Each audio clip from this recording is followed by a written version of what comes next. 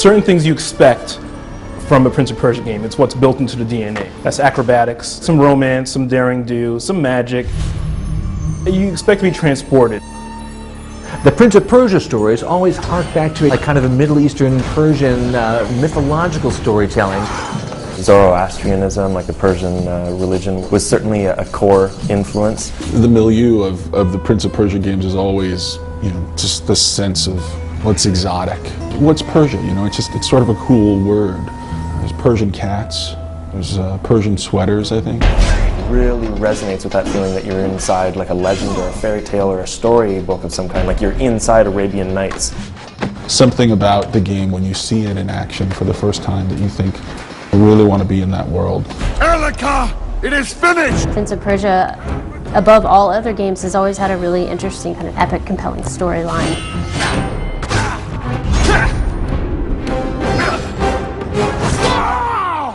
This storyline basically involves the prince having to clean up the world from a corruption that spread as a result of two gods battling.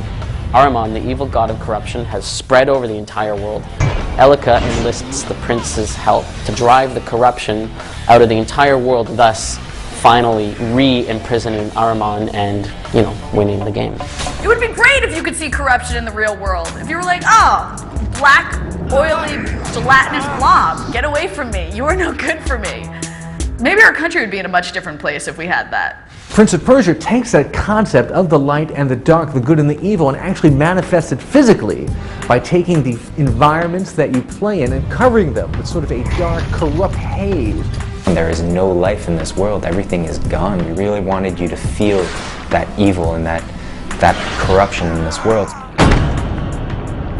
We're cleaning out black crude oil, I guess you could say, from the world and making it a green, lovable place. The environments are really different than you kind of see in traditional video games. It looks amazing. It looks like literally like you're playing through a watercolor painting. Like a graphic novel.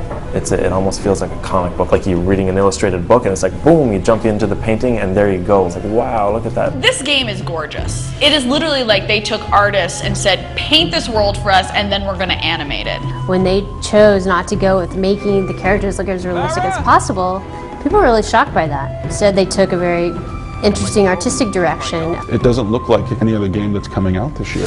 When you're finished purging the corruption from a level, you get to see it come back to life. Green grass starts growing and everything becomes green and there's more vines for you to climb on, and this world that you just went through changes, and getting back out of it, you find a whole new way to get out of it, which I think is really interesting. For me, I'm a sucker for that game mechanic. If I can play through a game and then feel like I've changed the world, not just saved it, but changed it, it's a pretty good feeling.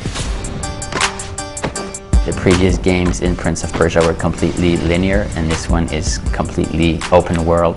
The world is a giant puzzle. You'll have an environmental puzzle, this area that in order to proceed, you're going to need to think through it. Everything flows into another. It just happens because it's part of the game world. The enemies in Prince of Persia are definitely very over the top.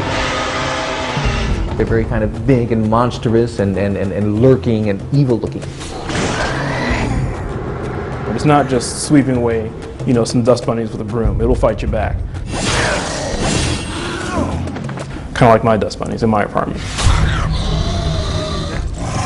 And then you have lieutenants and more serious boss characters that guard entire regions.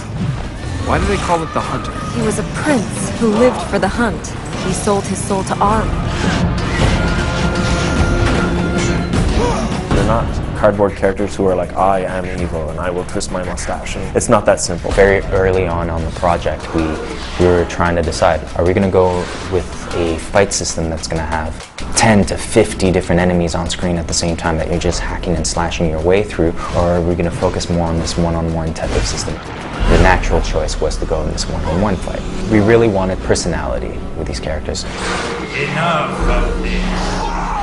I like that. I like the intimacy of the conflicts. Knowing your enemy a little bit and seeing some real personality coming out just adds a whole other level of tension that feels more heroic to me. You're not just fighting guy after guy after guy. You're part of a story as opposed to part of a game. And you're doing it in sandals.